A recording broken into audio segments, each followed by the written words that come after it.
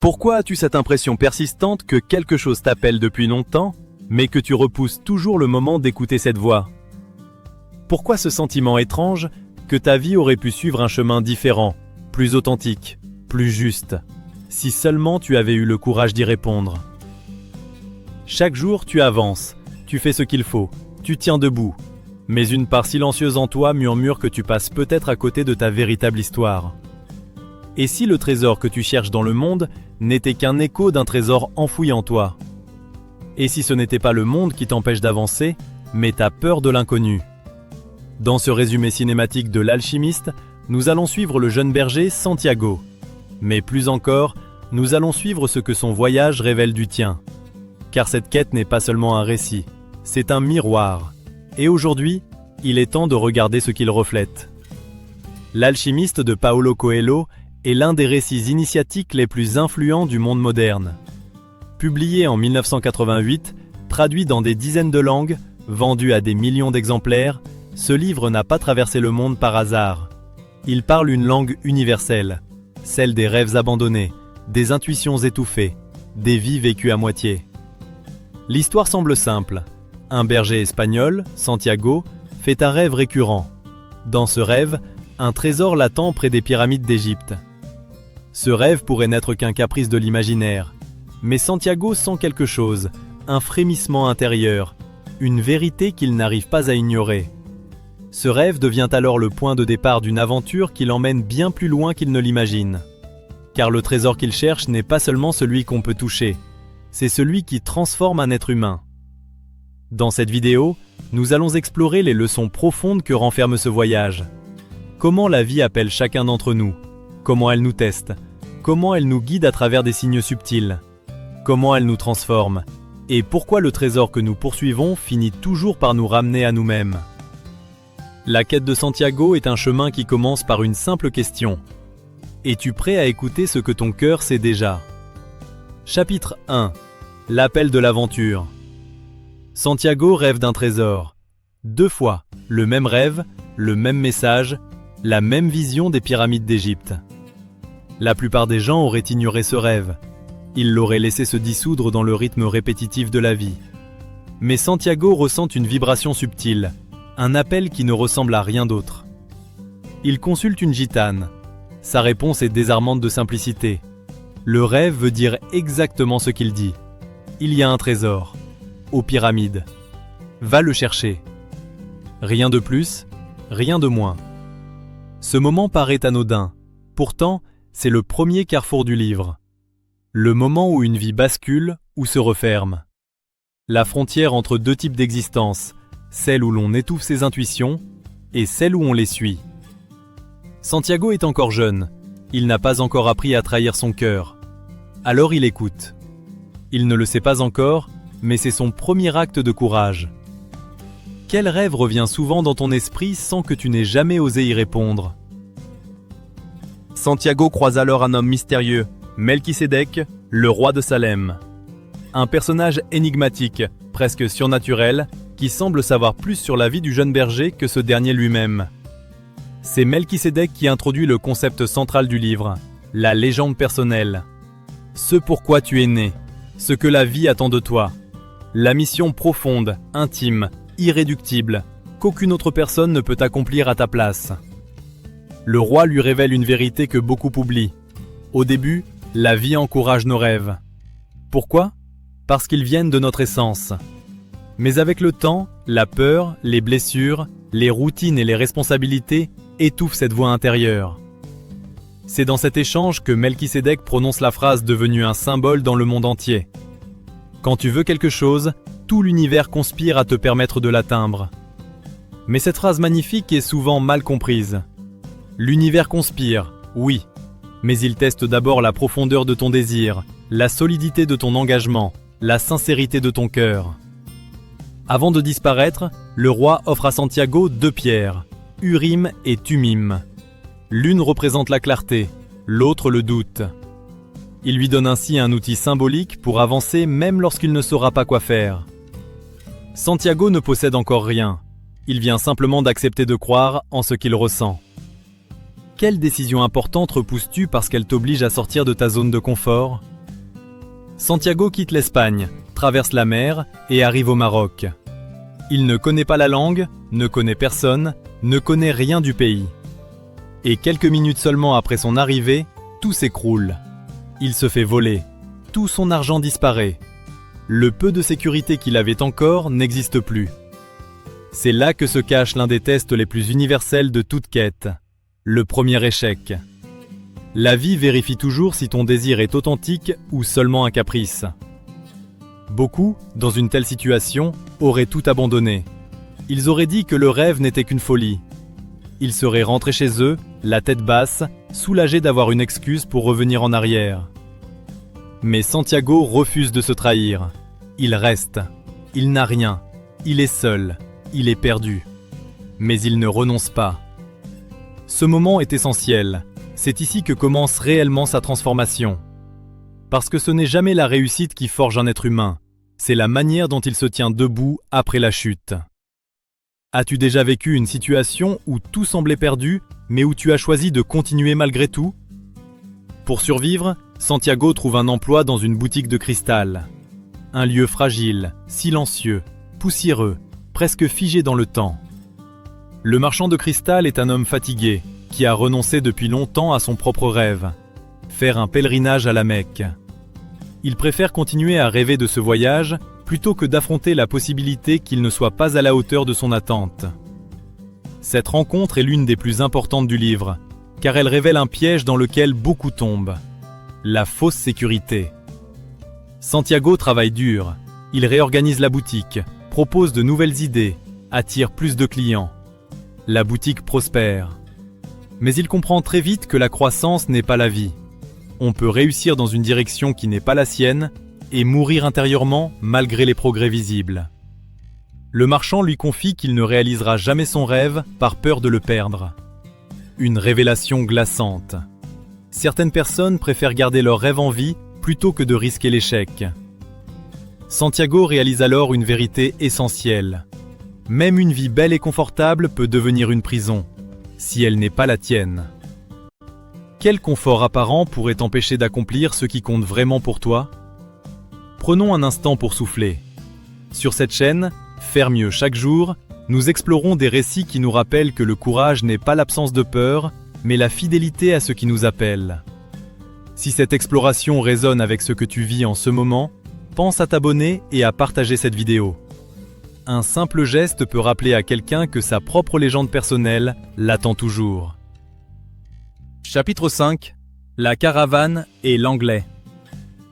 Lorsque Santiago quitte la boutique de cristal, ce n'est pas la richesse accumulée qui le pousse en avant, mais la certitude silencieuse qu'il doit continuer son chemin. Il rejoint une caravane en direction du désert. Une caravane immense, composée de marchands, de guides, d'animaux, de guerriers silencieux. Une marche lente, presque cérémonielle, où chaque pas semble peser plus qu'un simple mouvement. C'est au sein de cette caravane qu'il rencontre l'anglais, un homme qui voyage entouré de piles de livres, obsédé par une quête ancienne, comprendre l'alchimie, la science qui prétend transformer le plomb en or et purifier l'âme humaine. Tout ce que l'anglais sait, il le tient de ses lectures. Il lit pour comprendre, il lit pour avancer, il lit pour exister. Cette rencontre met en scène deux chemins d'apprentissage. L'anglais croit que tout se trouve dans les livres. Santiago commence à comprendre que la vie parle à ceux qui osent se mettre en mouvement. Tandis que l'anglais cherche des réponses théoriques, Santiago découvre que certaines vérités ne s'apprennent que dans le silence du désert, dans la patience du voyage, dans le regard porté sur ce qui nous entoure. La caravane avance, lentement, sans fin visible. Et plus Santiago avance, plus son intuition s'aiguise. Il ne le comprend pas encore, mais le désert va devenir l'un de ses plus grands maîtres. Selon toi, apprend-on davantage dans les livres ou dans l'expérience vécue? Chapitre 6. Le désert, les cygnes et les guerriers. La caravane entre profondément dans le désert, un lieu immense, nu, impitoyable, mais étrangement vivant. Le désert n'est pas vide, il parle, il teste, Il révèle. Les tribus sont en guerre. Chaque dune peut cacher un danger. Les guides avancent avec prudence, lisent la direction du vent, observent les traces, écoutent le silence, comme d'autres écoutent un livre sacré. C'est ici que Santiago découvre le concept le plus mystérieux du récit, les signes. Le désert n'explique rien. Il montre, il suggère, il murmure. Quelques grains de sable déplacés, un mouvement d'oiseau, un frisson dans l'air. Tout devient message lorsque l'on apprend à être attentif. Un jour, Santiago observe 2 faucons qui s'affrontent dans le ciel. Une scène banale, presque insignifiante. Pourtant, une image surgit en lui. Une attaque imminente contre l'oasis d'Al-Fayoum. Une vision brutale, fulgurante, inexplicable. Il hésite. Est-ce une intuition? Une peur? Un délire du désert? Mais quelque chose en lui insiste. Alors il en parle au chef de l'oasis.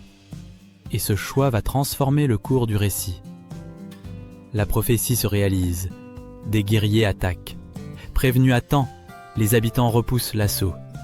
Santiago, le jeune étranger, devient celui qui a vu. Celui qui a lu le désert.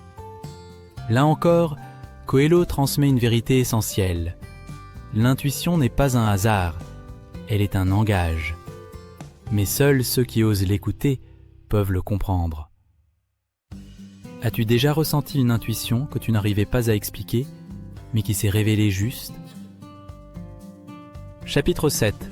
L'oasis et Fatima. L'oasis d'Al-Fayoum n'est pas seulement un refuge. C'est une halte sacrée pour les voyageurs, un lieu où le désert accepte de laisser éclore la vie. Des centaines de palmiers, des sources claires, des tentes colorées, des familles, des rires, des heures de repos après des jours d'épuisement. C'est ici que Santiago rencontre Fatima, une jeune femme simple, lumineuse, qui incarne ce que le désert peut offrir de plus rare, l'amour. Pas un amour qui retient, un amour qui libère. Fatima ne demande pas à Santiago de rester. Elle ne lui demande pas de renoncer à son rêve. Elle lui dit la phrase qui marque l'esprit de tous ceux qui lisent ce livre. Si ton rêve fait partie de ta légende personnelle, alors tu dois partir pour le réaliser. L'amour vrai ne détourne jamais quelqu'un de son chemin. Ce passage est fondamental. Il redéfinit l'amour non pas comme un attachement, mais comme une force qui encourage, qui élève, qui accompagne. Santiago découvre qu'on peut aimer profondément sans renoncer à sa quête, que l'amour véritable ne réclame pas de sacrifice impossible, mais un courage partagé. Mais en même temps, ce moment révèle une peur silencieuse. Partir, c'est risquer de ne jamais revenir. Rester, c'est renoncer à sa propre vérité. Santiago choisit de partir. Il choisit sa légende personnelle, sans abandonner l'amour. Une décision qui exige une maturité nouvelle, née du désert. As-tu déjà dû choisir entre le confort d'un lien et l'appel d'un rêve plus grand? Chapitre 8. La rencontre avec l'alchimiste. C'est après la prophétie, après l'amour, après les signes et les hésitations, que Santiago rencontre enfin celui qui va devenir son guide final, l'alchimiste. L'alchimiste n'enseigne pas par des discours, il enseigne par la présence. Il parle peu, il dévoile peu, mais chaque mot compte, chaque silence pèse.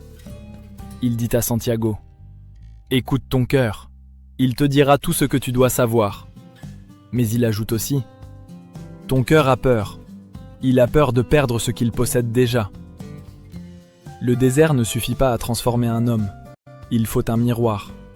L'alchimiste joue ce rôle. Il montre à Santiago que sa quête n'est pas celle d'un trésor matériel, mais d'une vérité intérieure. Que chaque étape du voyage n'a pas été un obstacle, mais un enseignement.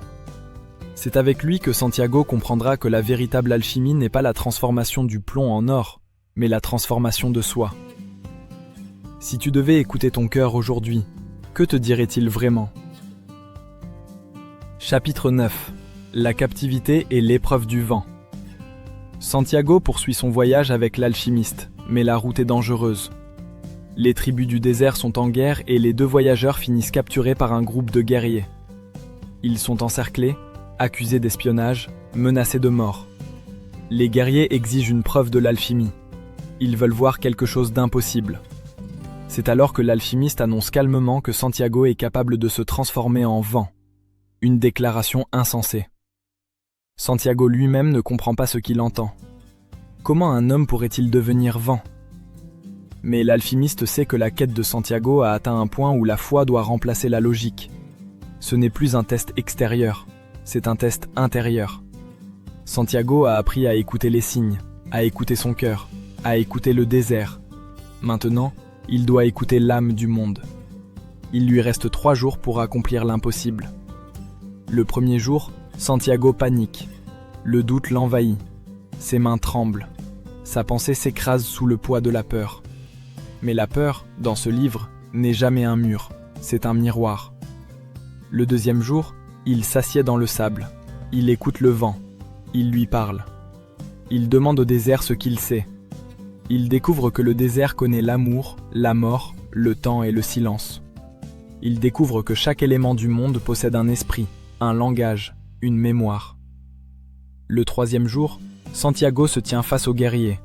Il ferme les yeux. Il parle au vent. Le vent l'écoute. Il parle au soleil. Le soleil répond. Il parle à l'âme du monde, et le monde lui ouvre ses portes. Une tempête de sable se lève. Les guerriers se couvrent le visage. Santiago disparaît dans le cœur du vent. Il ne devient pas littéralement un élément. Il devient uni à ce qui le dépasse. Et les guerriers, terrifiés par ce qu'ils voient, les laissent partir. Coelho ne décrit pas un miracle physique. Il décrit un miracle intérieur, celui de l'homme qui dépasse ses propres limites lorsque sa vie en dépend. Quelle peur t'empêche aujourd'hui de révéler ce dont tu es vraiment capable ? Chapitre 10. L'approche des pyramides. Après ce moment initiatique, Santiago approche enfin du lieu qu'il appelle depuis le premier rêve, les pyramides d'Égypte. Elles apparaissent d'abord comme une ligne à l'horizon, puis comme une présence gigantesque, presque irréelle. C'est un moment de silence total, un silence de fin de quête. Santiago tombe à genoux. Il pleure, pas seulement de joie, de reconnaissance, d'épuisement, d'accomplissement. Il a traversé des frontières, des déserts, des pertes, des dangers, des révélations. Il a rencontré l'amour, la peur, la sagesse, la nature. Et maintenant, il est là, devant les pyramides, là où tout devait se terminer. Il commence à creuser, de ses mains, sans relâche, toute la nuit. Le sable s'écoule à une vitesse désespérante. La fatigue brise son dos, mais l'espérance reste intacte.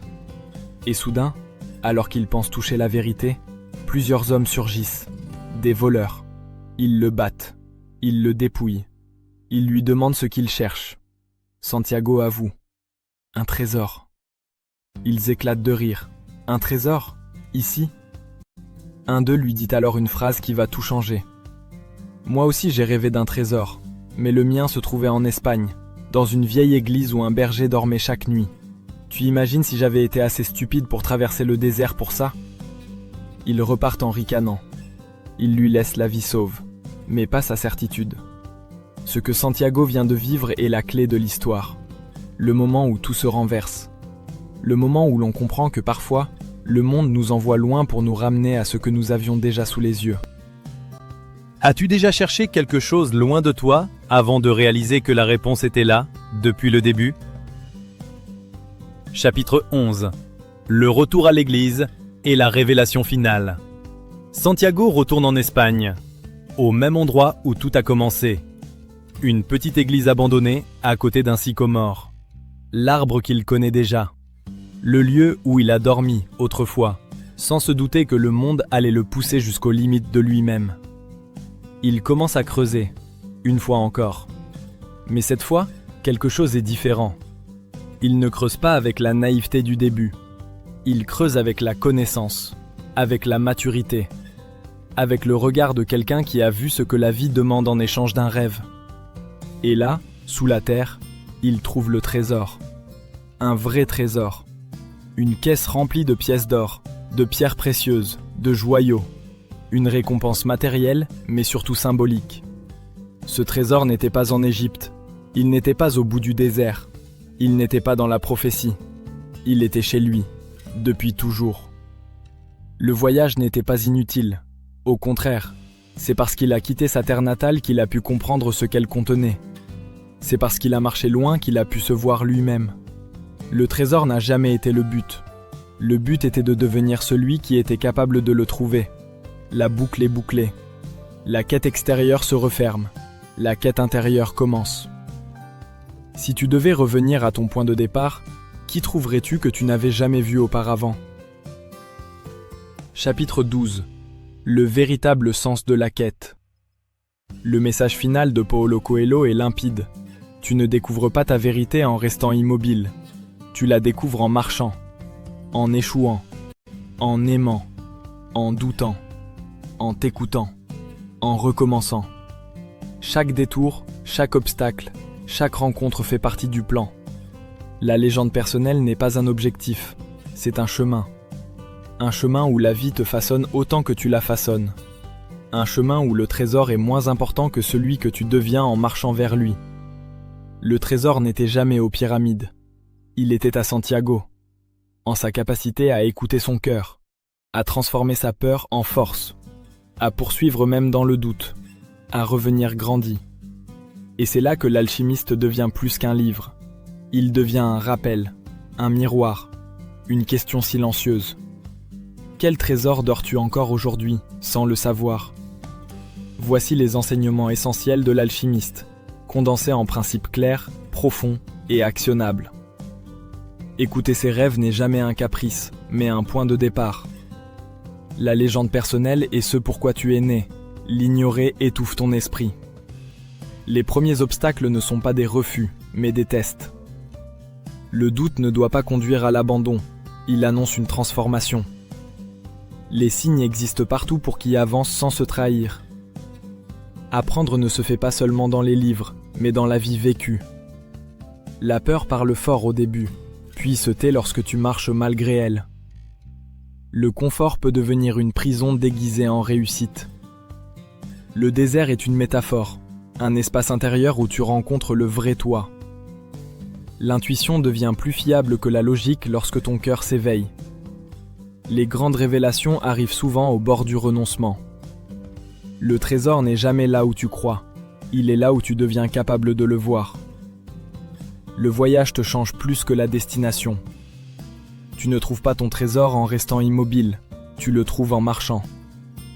La quête extérieure n'est qu'un reflet de la quête intérieure. Et si tu devais tout résumer en une seule vérité, la vie n'attend que ton premier pas pour commencer à conspirer en ta faveur. L'histoire de Santiago nous rappelle que chacun porte en lui un appel, une voix discrète, souvent étouffée par la peur, les obligations, ou l'habitude de survivre au lieu de vivre. Mais cet appel ne disparaît jamais vraiment.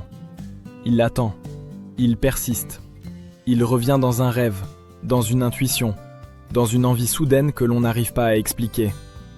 Ce livre nous montre qu'il n'existe pas de chemin parfait. Il existe seulement un mouvement, répondre à ce qui nous attire intérieurement.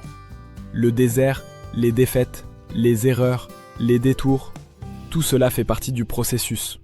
Rien n'est inutile, rien n'est perdu. Chaque pas construit celui que tu deviens. Si cette vidéo t'a inspiré, pense à la partager à quelqu'un qui cherche peut-être, lui aussi, le courage d'écouter son propre appel. Et si tu veux continuer à avancer pas à pas, abonne-toi. Sur cette chaîne, Faire mieux chaque jour, nous explorons chaque semaine des livres qui transforment les vies de ceux qui acceptent de marcher vers eux-mêmes.